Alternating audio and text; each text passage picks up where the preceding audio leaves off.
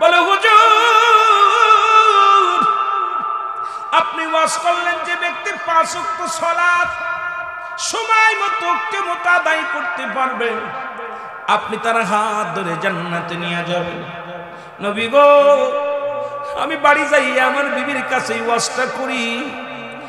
আমার বিবি ডাকতে বলে স্বামী রে জীবনে টাকা চাই না বাড়ি চাই না কিচ্ছু চাই না, আপনার কাছে একটা মাত্র দাবি করে যায় আমি যেন 5 ওয়াক্ত সালাত আদায় করতে পারি সেই দোয়াটা আপনার কাছে চাই আর সেই সুযোগটা চাই।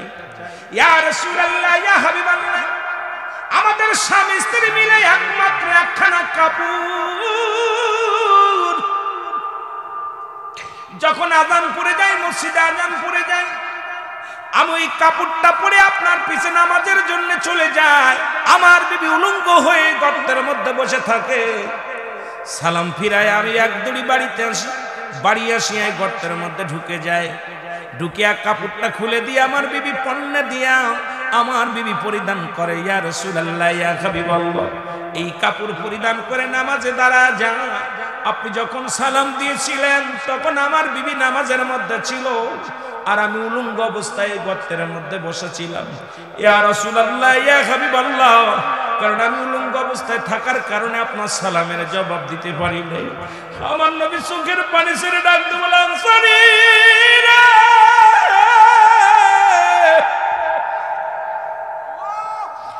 তুমি একটা কাপড়ে স্বামী স্ত্রী মিলিয়া দুজন নামাজ আদায় করো। আমি নবী আদা করলাম, আমি নবী কথা দিলাম ইয়াউমুল কিয়ামতের ময়দানে আমি তোমাদের স্বামী স্ত্রী তোমাদের দুজনকেই সঙ্গে করে জান্নাতে নিয়ে যাব। জোরে জোরে চিল্লায়া বলা যাবে না মারহাবা।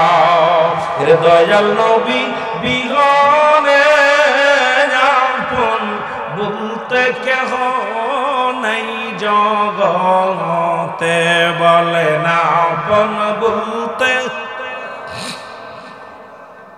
আরো জোরে বলেন আমার দয়াল নবী বিহনে আপন বলতে কেহ নাই জগতে। আরে ভেবে দেখি আমি সবই মিশে অগমিশে মায়ার সংসারে আপন বলতে কেহ নাই জগতে, বলে না আপন বলতে ও নবী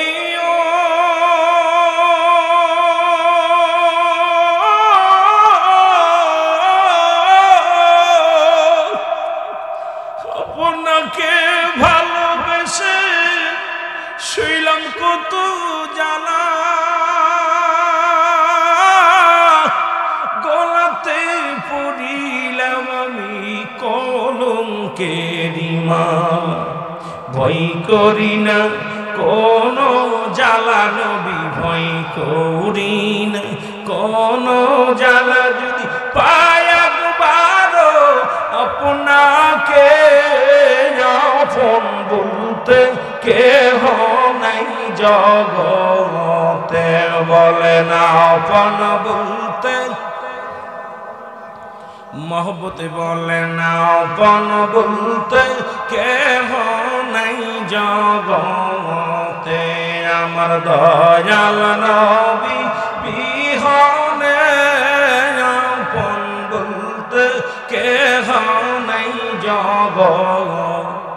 আমার ভাইরা আমার বন্ধুরা আমার আব্দুল্লাহ আনসারী এক কাপড়ে স্বামী স্ত্রী দুজন নামাজ আদায় করছে গো।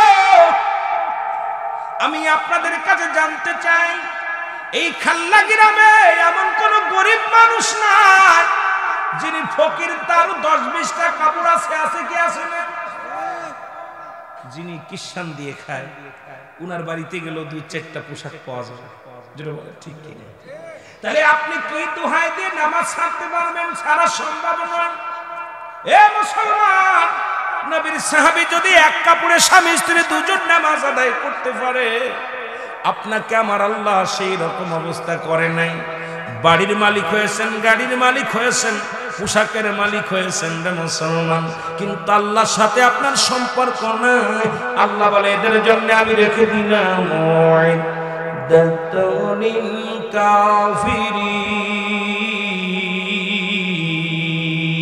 এই কাফের বেঈমান মুনাফিকদের জন্য আমি আল্লাহ প্রস্তুতি করে রাখলাম। একটা নয়, দুটি নয়, 7-7টা জাহান্নাম। জোরে জোরে চিল্লায় বলা যাবে আল্লাহু আকবার। প্রস্তুতি আছে, আল্লাহ রেখে দিচ্ছে। কয় বছর? 40 বছর, 50 বছর, 80 বছরের জিন্দেগি পাইয়া কত রং তামাশা করতেছো। সালাত, সালাত, নামাজ, নামাজটা।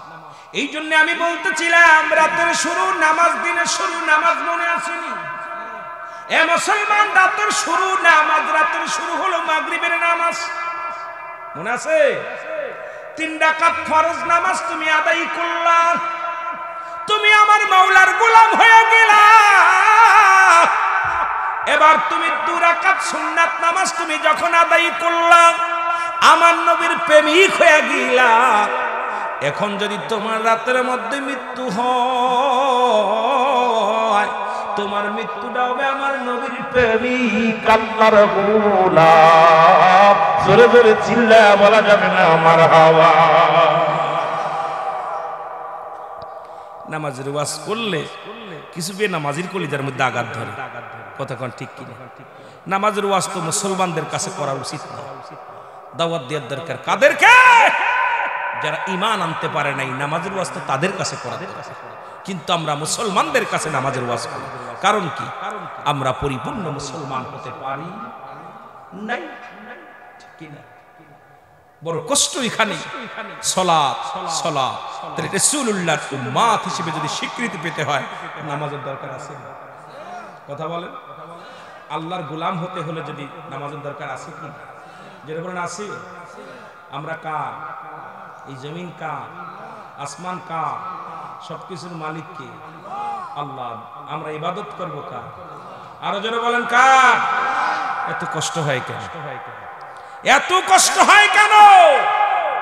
সেই মাওলার ইবাদত করতে গেলে কেন এত কষ্ট হয়? এই জন্য ওই তৎকালীন জামানাও ঈমান বেঈমান ছিল, এখন আছে। আল্লাহ বলে আমিনান নাস, মানুষের মধ্যে ব্যাকুল তারা বলবে আমান্না, তার ঈমান আছে বিল্লাহি, আল্লাহর প্রতি। ওই জামানাও ছিল, এখনো আছে। আমিনান নাস, নাস শব্দের অর্থ মানুষ। নাস শব্দের অর্থ মানুষ। নবীজিকে বলতেছে আল্লাহ হাবিব, আপনার কাছে কিছু মানুষ আসবে, তারা বলবে আমরা ঈমানদার, আমরা মুমিন, আমরা মুত্তাকিন। এখন অনেকের মুখে দাঁড়িয়ে আছে, নামাজ পড়ে না, টুপি মাথায় দেয়, নামাজ পড়ে না। মুসলমানের গর্ভে জন্ম নিছে, গরু ছাগল সবই খায়, হালাল প্রাণী খায়, নামাজ পড়ে না। তাহলে এই সমস্ত আল্লাহকে ধোঁকা দেয়।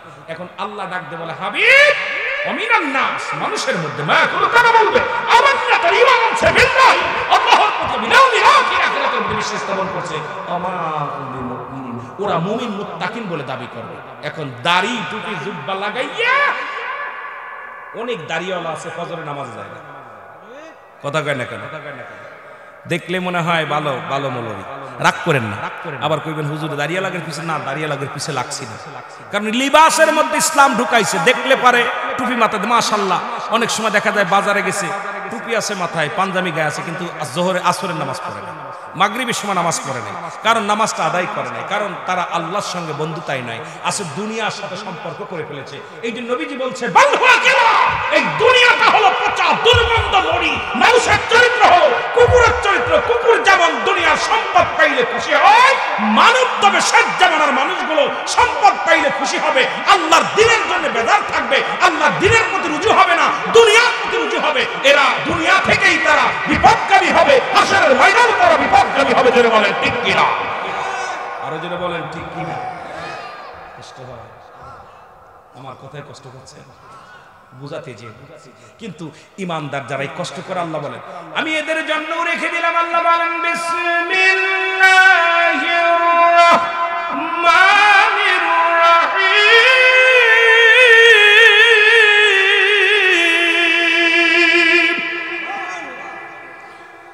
উইদ্দাত লিল মুমিনিন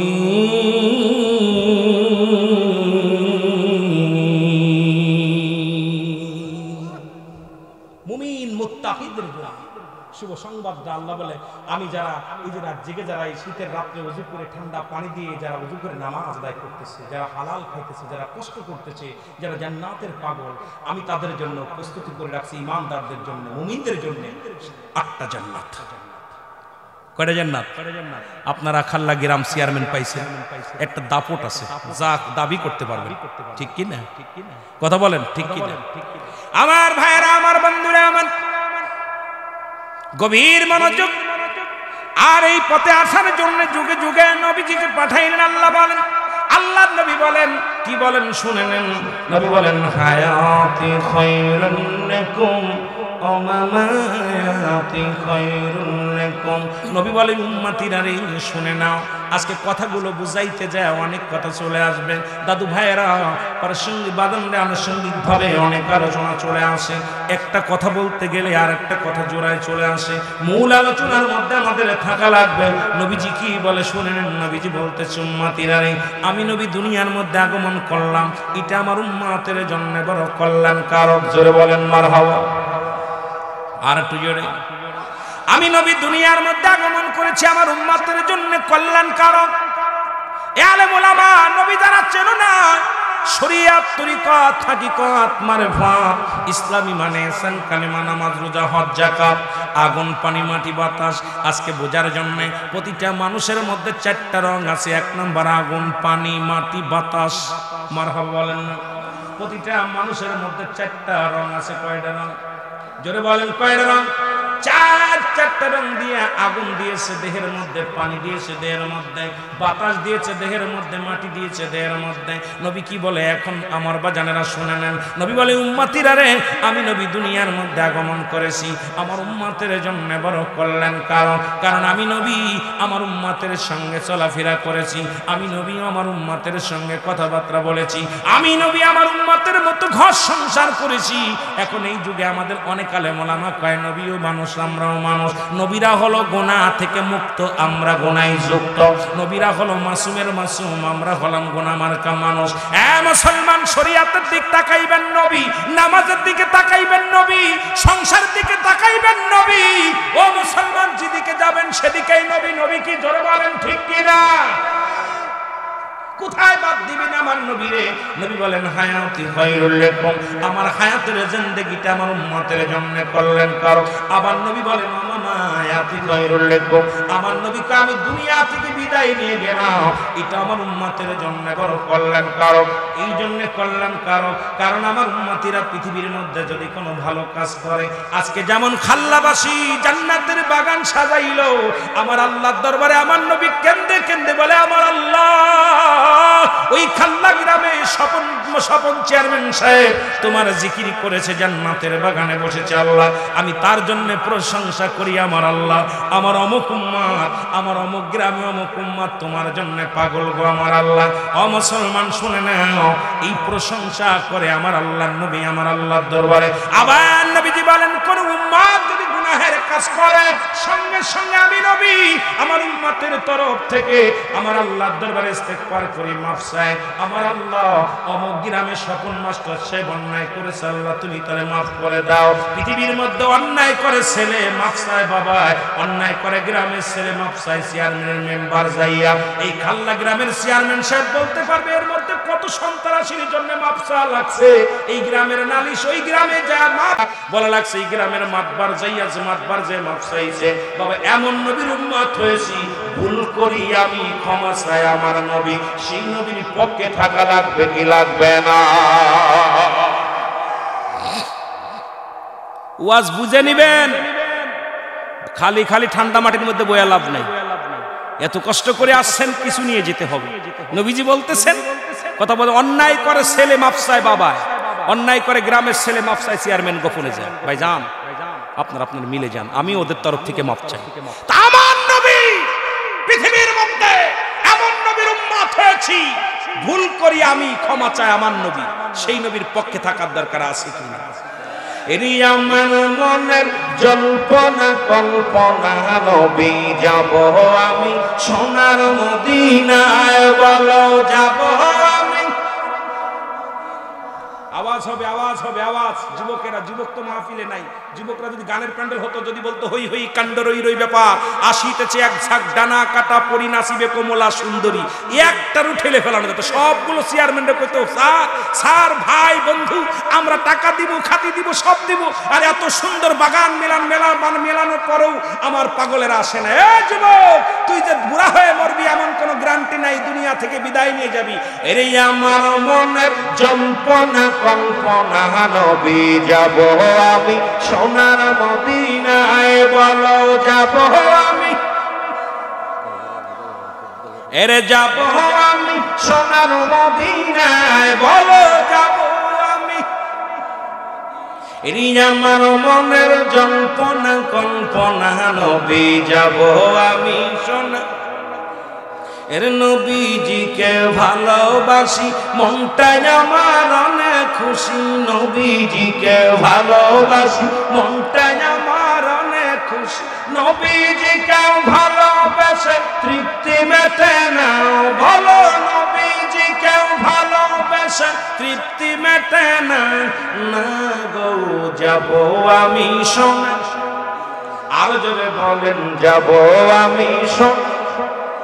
এরে আমার মনের জল্পনা কল্পনা, নবী যাব আমি সোনা, এর নবীর নামে এত মধু, নবীর নামে এত জাদু, ডাকিলে মনে হয় মধু, নবীর নামে এত জাদু, ডাকিলে মনে হয় মধু, এই মধু কোথাও মেলে না, না গো যাব আমি সোনা। এরে আমার মনের জল্পনা কল্পনা, নবী যাব আমি। আল্লাহ কবুল করো, জোরে বলে না আরো জোরে বলে। এ দুনিয়ার মুসলমান গভীর মনোযোগ। এই জন্য বলতেছিলাম নবী লাগবে কবরে, নবী লাগবে মিজানে, নবী লাগবে ফুলসিরাতে, নবী লাগবে আমল কিয়ামতের ময়দানে, নবী বিনে কোনো বান্ধব নাই, নবী বিনে কোনো দুরুদি নাই। মানুষের তিনটা বিপদ, নাম্বার 1 হলো মানুষের মরণ, নাম্বার 2 হলো কবর, নাম্বার 3 হলো কিয়ামতের ময়দান।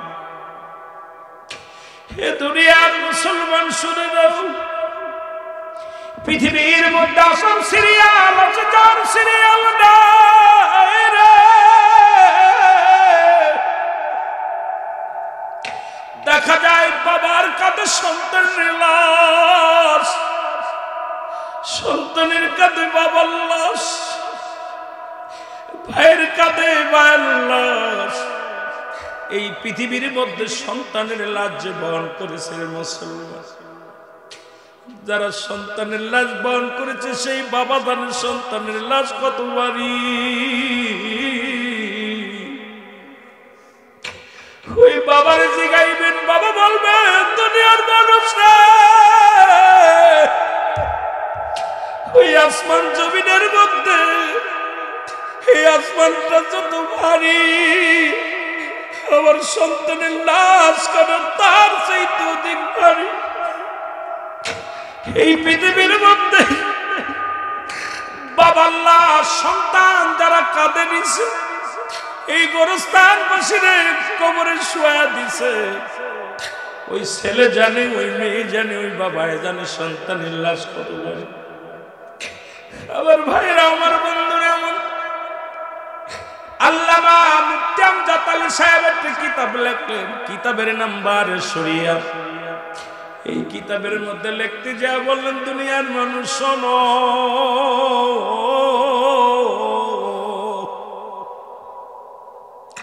সবচাইতে আরামদায়ক মৃত্যু যেটা হয়, মুসলমান নামাজের মধ্যে মৃত্যু হয়, ঘুমের মধ্যে মৃত্যু হয়, খানা খাইতে যে মারা যায়, রোড অ্যাক্সিডেন্ট করে মারা যায়। এই মৃত্যুটা হলো 70টা তাজা উটের গায়ের চামড়া জবাই না করিয়া উল্টো দিকে টান দিয়ে লবণের মরিচ লাগা দিলে যতটুকু যন্ত্রণা হয়,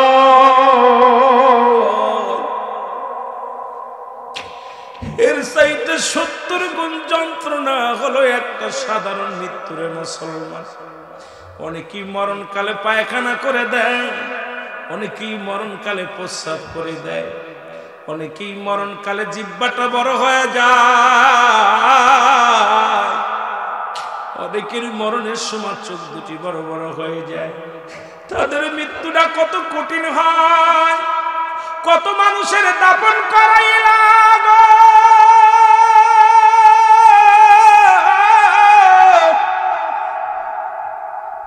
কত মানুষের কাফন পরাইলা, কত মানুষের জানাজা পড়লা। যারা মায়েদের গোসল করাইলে, এই গোসল করাতে যা দেখে মায়ের পায়খানা করে দিছে, প্রস্রাব করে দিছে, জিহ্বাখানা বাইর হয়ে গেছে। মুসলমান, এই মৃত্যুর পেয়ালা পান কর্তব্যের মধ্যে কোনো সন্দেহ নাই। এই সহজ মৃত্যু যদি এত কঠিন হয়, কঠিন মৃত্যুটা কত কঠিন হবে জোরে বলেন ঠিক কিনা? এই আমি চলে যাব, আমায় তোমরা ভুইলা যাইও না, আমি চলে যাব। আমার মরণ আসিবে কখন কেউ তো জানি না, আমার মরণ আসিবে কখন। জোরে জোরে চিল্লায় বলেন, আমার মরণ আসিবে কখন কেউ তো জানি না। আমি চলে যাব, আমায় তোমরা ভুইলা যাইও না, আমি চলে যাব। একটু মহব্বতে বলেন, আমি চলে যাব, আমায় তোমরা ভুইলা যাইও না, আমার মরণ আসিবে কখন কেউ তো জানি না, আমার মরণ আসিবে কখন। টাকা পয়সা দালান কোঠা যাহা করাছি, সব কিছু ফেলাইয়া আজি একাই চলেছি রে আমি, সব কিছু ফেলাইয়া আজি একাই চলেছি। আমি যাবার বেলায় ভেবে দেখি আমার কেহ নাই, আমি যাবার কালে ভেবে দেখি আমার মরণ আসিবে কখন কেউ তো জানি না, আমার মরণ। যাদের মরণের ভয় আছে রে বাজারে, একটু জোরে জোরে আমার সাথে বলেন যে আমার মরণ আসিবে কখন কেউ তো জানি না, আমার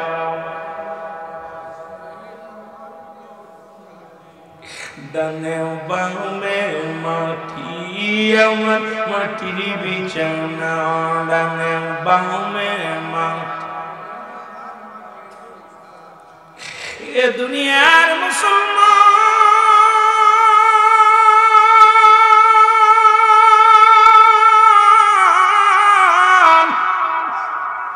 আল্লাহ বলেন কুল্লু মান আলাইহা ফান, জোরে বলো আল্লাহু আকবার। আল্লাহ বলে বান্দারা,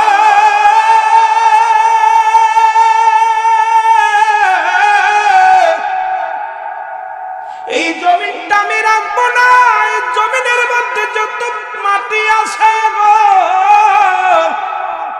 সমস্ত মাটিগুলো আমি আল্লাহ পুড়ে তামা বানায় দিব। এত মস্তানি কেন রে বাবা? কেন গায়ের জোর দেখাও, কত ক্ষমতা দেখাও?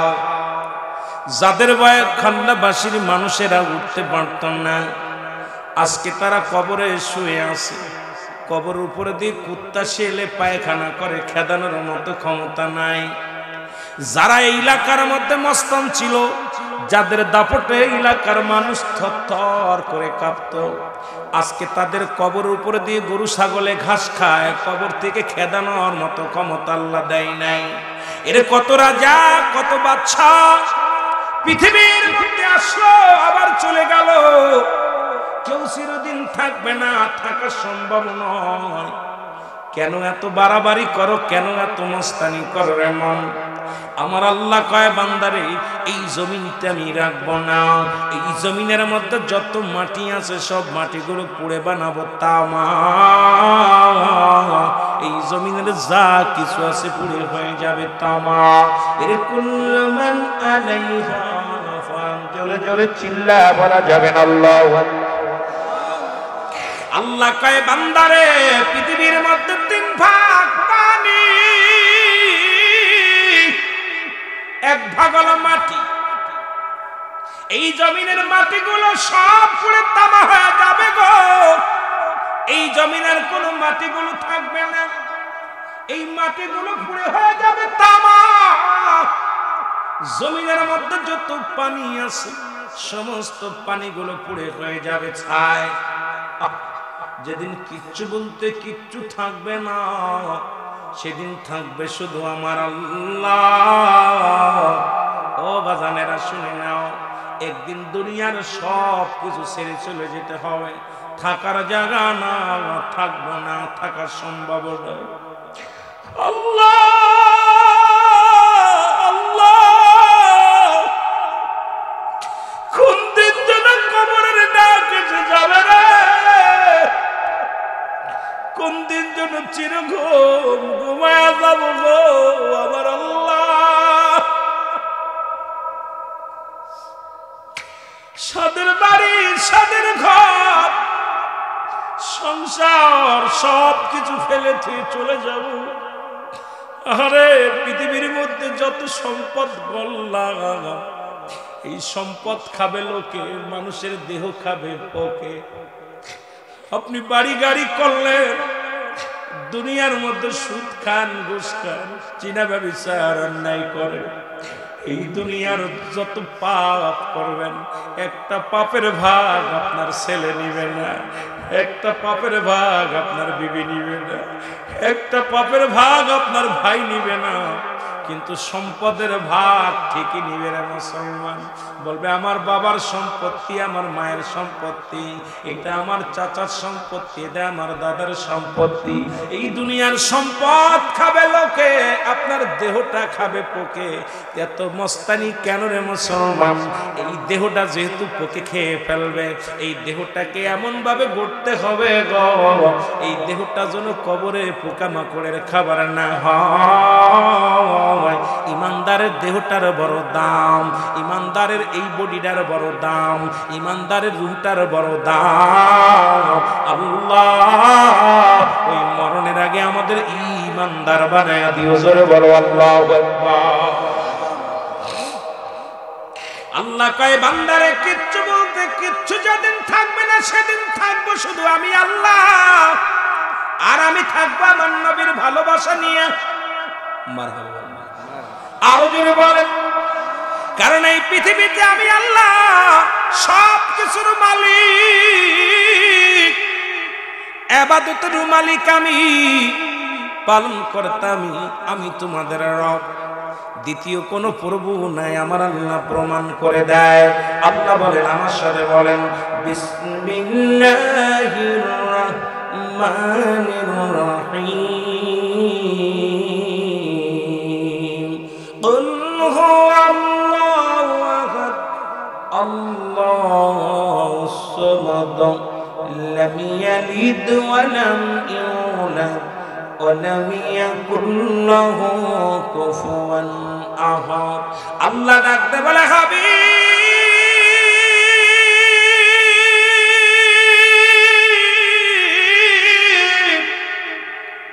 আপনি জানাবেন আমি আল্লাহ, আমি আল্লাহ, দ্বিতীয় নয়।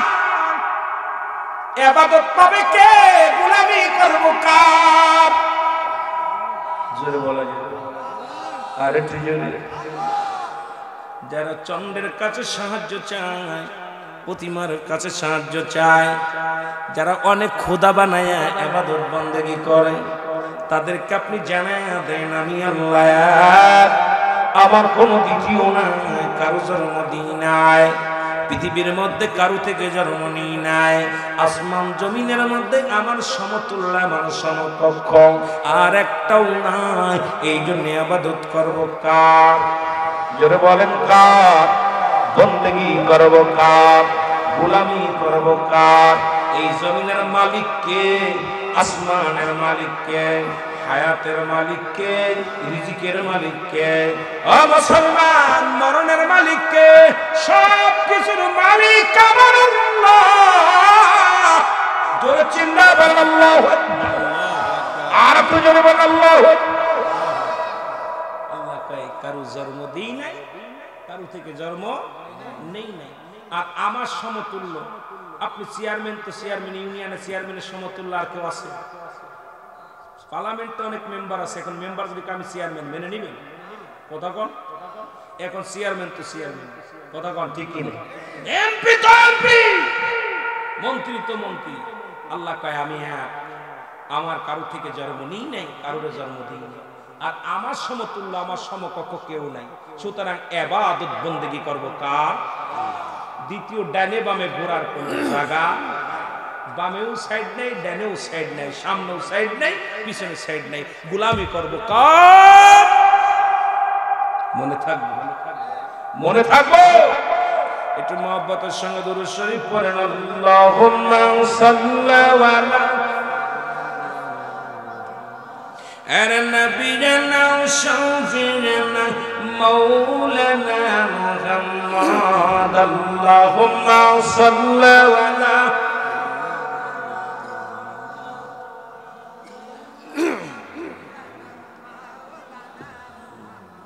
কোথায় রইলেন দয়াল নবী, কোথায় রইলেন দয়াল নবী আমাদের ফেলিয়া? আপনি বিন কি লাভ হবে এই জগতে বাসিয়া? আল্লাহুম্মা সাল্লি আলা সাইয়্যিদিনা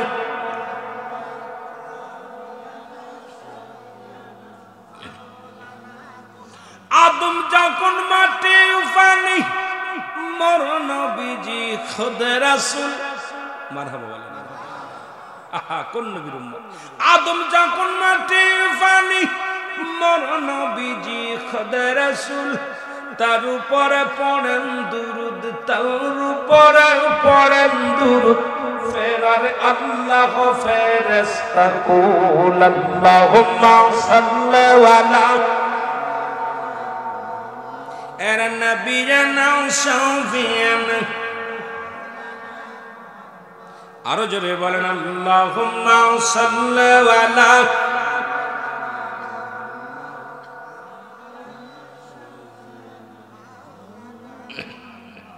এ মুসলমান গভীর মনোযোগ, যে কথা বলতেছিলাম,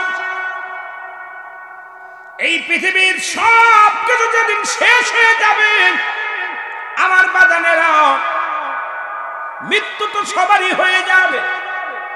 আমার আল্লাহ ডাকতে বলবে আজরাইল,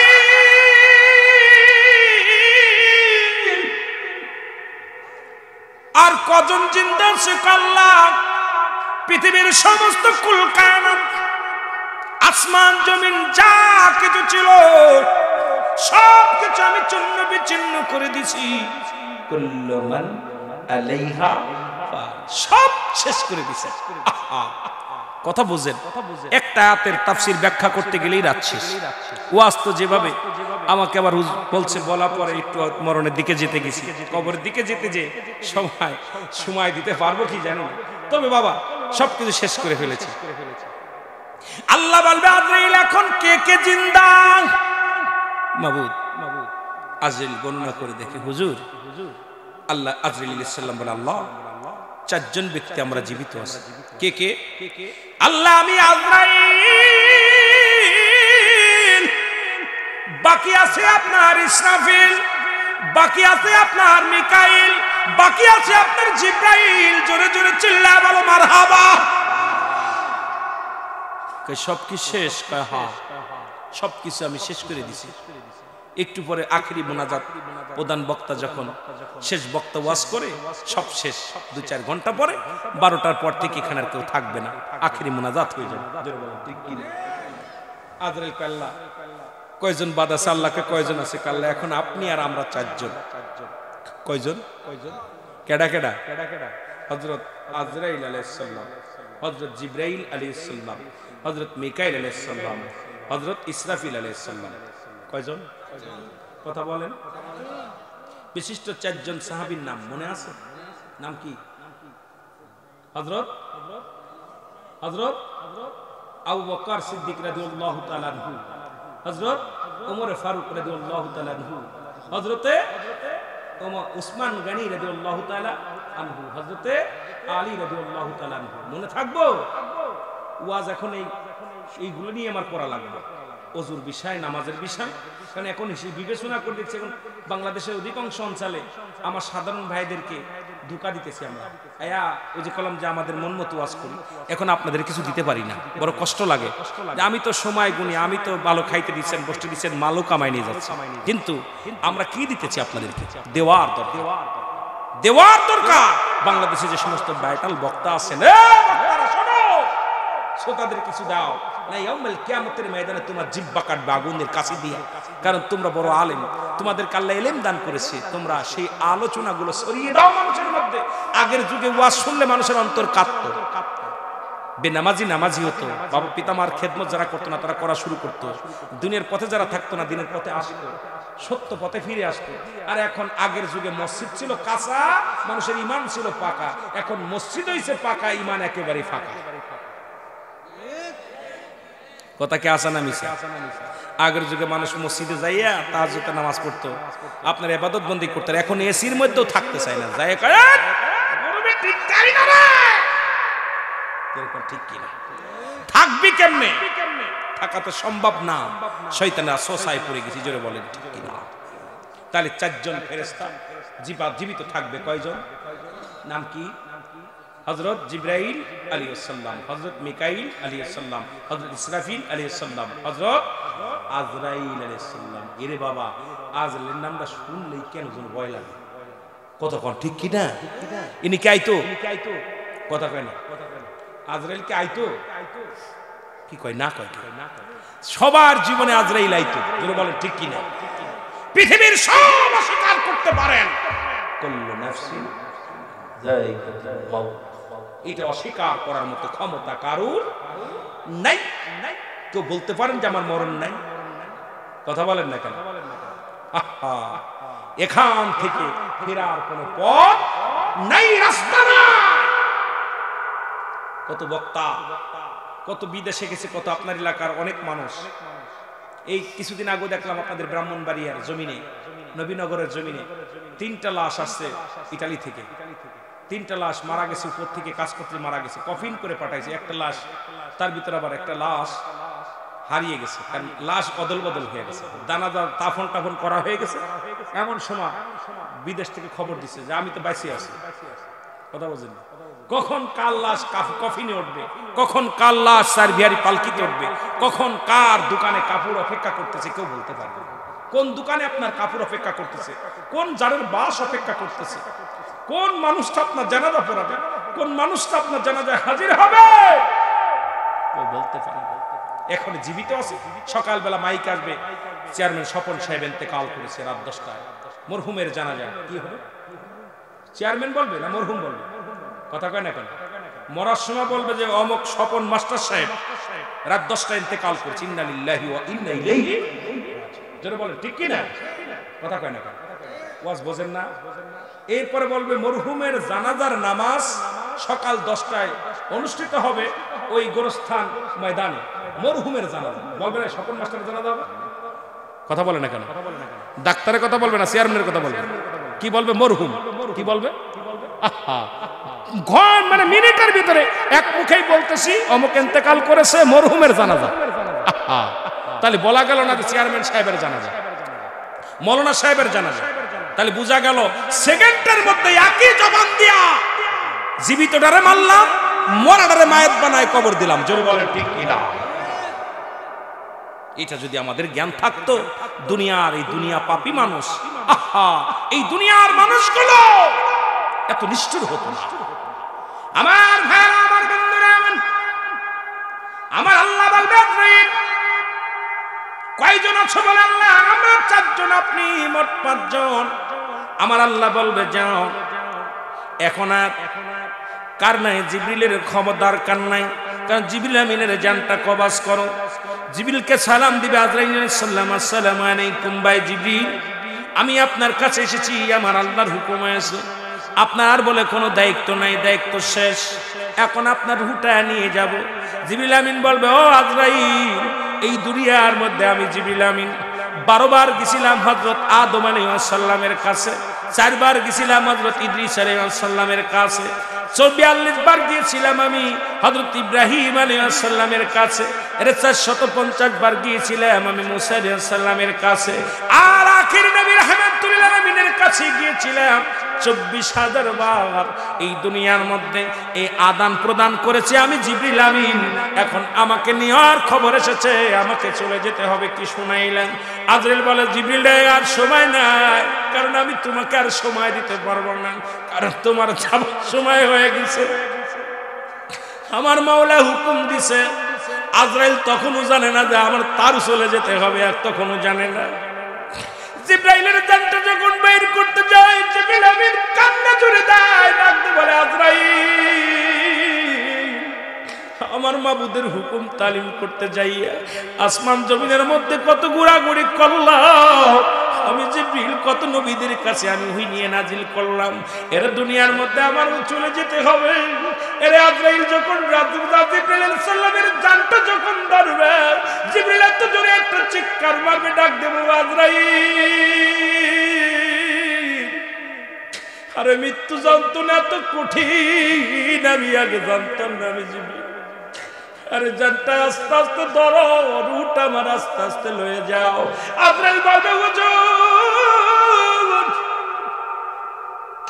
আমি হুকুমের গোলাম, আমার মাওলা হুকুম দিয়েছে, আমি একটা মিনিট দেরি করে সম্ভব নয়। ওরে জিবরিল এত জোরে একটা চিৎকার মারবে, মৃত্যুর যন্ত্রণা,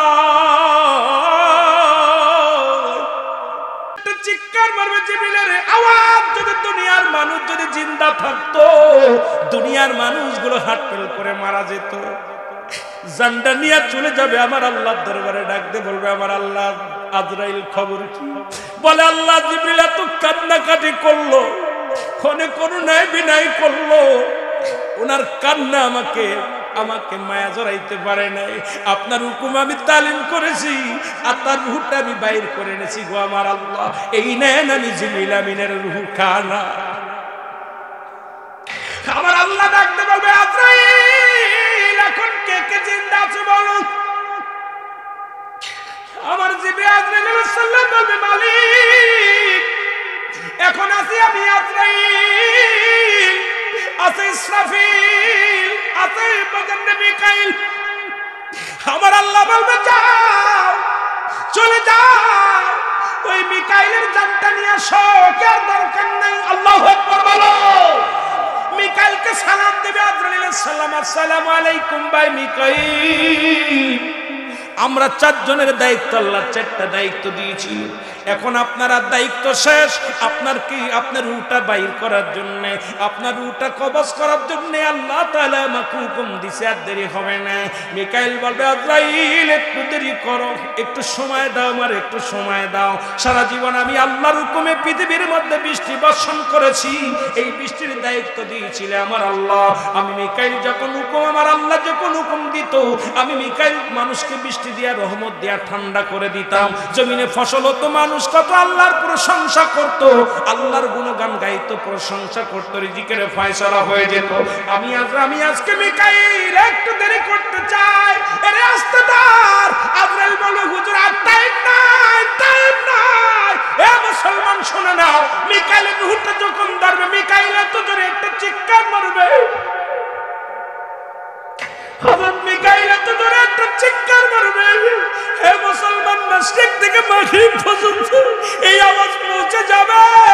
দুনিয়ার মানুষ যদি জিন্দা থাকতো, মানুষের হাতফেল করে মারা যেত, একটা চিৎকার মেরে বলবে আজরাইল, আরে মৃত্যু যন্ত্রণা এত কঠিন,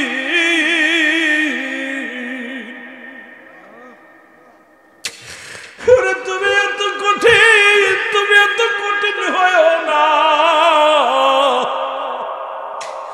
আমার রুহটা একটু আস্তে আস্তে বাইর করো রে মিকা। আমি মিকাইল বলতেছি, আমি আল্লাহর প্রেরিত একজন ফেরেশতা ছিলাম। আরে মৃত্যু যন্ত্রণা তো কঠিন রে।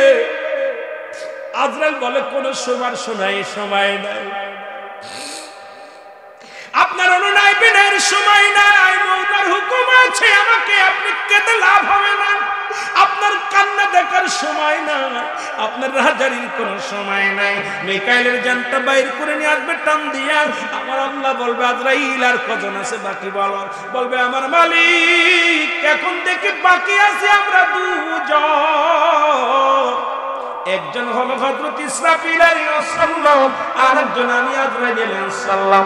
বাকি আছেন আর আপনি মোট তিনজন। জোরে জোরে চিল্লায় বল আল্লাহু আকবার। মরণের কথা মানুষ মরণের স্মরণ রাখলা না, আজরাইল আসিলে পরে রক্ষা পাবি না। বলেন আজরাইল আসিলে পরে মহব্বতে বলেন মরণের কথা মানুষ মরণের স্মরণ করলা না,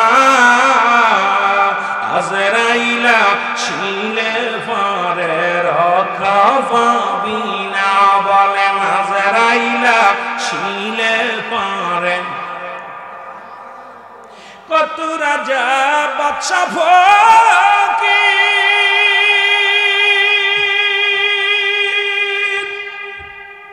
বিদায় নিলে ধরা থেকে দেখছি, কত রাজা বাদশা ফকির বিদায় নিলে ধরাতে দেখছি। কোন দিন যেন এসে যাবে, কোন দিন যেন এসে যাবে আমার চলে যাওয়ার ডাক। আজরাইল আসিলে পারে রক্ষা পাবি না। বলেন আজরাইল আসিলে পারে মরণের কথা মানুষ মরণের স্মরণ রাখলা না, আজরাইল আসিলে পারে রক্ষা। এ ভাইরা আমার বন্ধুরা, আমার আল্লাহ বলবে ডাকতে আজরাইল দূরে যাও, দেরি না। হযরত ইসরাফিল আলাইহিস সালামের রূহটা বাইর করে আনো, তবে সিংহা যেন জমিনের মধ্যে না পড়ে। সিংহাটা তুমি রেখে দিবা সযত্নে আসমানের মধ্যে। এ মুসলমান শুনে না, ইসরাফিলকে সালাম দিবে আজরাইল, আসসালামু আলাইকুম। হে ইসরাফিল, আপনার যাওয়ার সময় হয়ে গেছে, আপনাকে সালাম দিছি, আমার আল্লাহ হুকুম দিছি আপনার রূহটা বাইর করার জন্য। ইসরাফিল বলবে আমার একটা সিংহা ফুটে সব দুনিয়া আচ্ছন্ন বিচ্ছিন্ন হয়ে গেছে, আমার আল্লাহ আমার এত বড় দায়িত্ব দিয়েছে। আমি যখন সিংহাটা ধরেছিলাম আসমান জমিন কাঁপন শুরু করেছিল, যখন আমি সিংহার মধ্যে একটা ফু দিলাম আসমান জমিনটা থরথর করে কেঁপে উঠে আর চূর্ণ বিচ্ছিন্ন হয়ে গেল, পাহাড়টা খসে পড়ল, জমিনটা চুরমার হয়ে গেল। এখন আমি রয়েছি, তুমি আমার কি বলতে চাও? বলে আপনার রূহটা দিতে হবে। আজরাইল বলবে আপনার রূহটা দিয়ে দেন। মিকাইল আলাইহিস সালাম, মুসলমান শুনে নাও, ইসরাফিল আলাইহিস সালামের রূহটা কবজ করার জন্য হাতটা বাড়াইবে। এবার হাতটা দিয়ে রূহটা যখন ধরবে, ইসরাফিল আলাইহিস সালাম একটা চিৎকার মেরে কাঁদবে, আজরাইল ওর মৃত্যু যন্ত্রণা এত কঠিন, মরণের যন্ত্রণা এত কঠিন। আল্লাহু আকবার বলো। এ মুসলমান, রূহটা বাইর হয়ে যাবে। অনেক লম্বা আলোচনা, এই চার ফেরেশতা নিয়ে আলোচনা করলে ঘন্টা একটা দরকার গো। এ দাদু ভাইরা শুনেন, এবার আমার আজরাইল সালাম রূহটা নিয়ে আমার মওলার দরবারে পৌঁছায়া দিবে। এবার আল্লাহ বলবে আজরাইল আর কে কে আছে? বলে আমার আল্লাহ, এখন আপনি আর আমি। আল্লাহু আকবার বলেন। এখন কে আছে? বলে আপনি আর আমি। আমার আল্লাহ বলবে আজরাইল দেরি নয়, আর দেরি নয়, তোমার দায়িত্ব শেষ, এখন তোমার রূহটা দিয়ে দাও আমাকে, এখন আমি থাকবো একা, আর কেউ থাকবে না। আজরাইল আল্লাহ কি শুনাইলেন, এখন আমার রূহটা দিতে হবে। বলে হ্যাঁ, তো তোমার নিজ হাতে জানটা কবজ করা লাগবে। আজরাইল কাল্লা এটা কি শুনাইলেন, জীবনে কত মায়ের কান্না, কত বাবার চোখের পানি আমি আজরাইলের অন্তর ঘামাতে পারে নাই। আমার মালিক ডাকতে বলবে আজরাইল তোমার রূহটা দিয়ে দাও। এবার আজরাইল সাল্লাম নিজের রূহটা দেওয়ার জন্য নিজের মুখের মধ্যে হাতটা ঢুকায়া দিবে, ঢুকায়া রূহটা ধরবে, চিৎকার মেরে বলবে আল্লাহ মৃত্যু যন্ত্রণা এত বেশি কঠিন আমি জানতাম না, আগে যদি আমি আজরাইল জানতাম এই কঠিন দায়িত্ব আল্লাহ আমি নিতাম না। নারায়ে তাকবীর, নারায়ে রিসালাত, কোরআন হাদিসের আলো, আল হাদিসের আলো, হযরত মাওলানা রুহুল আমিন সিদ্দিকী সাহেব। আমার ভাইরা, আমার বন্ধুরা, আজরাইল তার নিজের রূহটা দিয়ে দিবে। ইসরাফিল আলাইহিস সালাম যে সিংহাখানা ছিল আসমানের মধ্যে গোড়ায়া গোড়ায়া জমিনের মধ্যে পড়বে। আল্লাহু আকবার বলেন। সমস্ত রূহগুলো জমিন থেকে উঠবে। আল্লাহু আকবার বলেন। যেখানে যে রূহ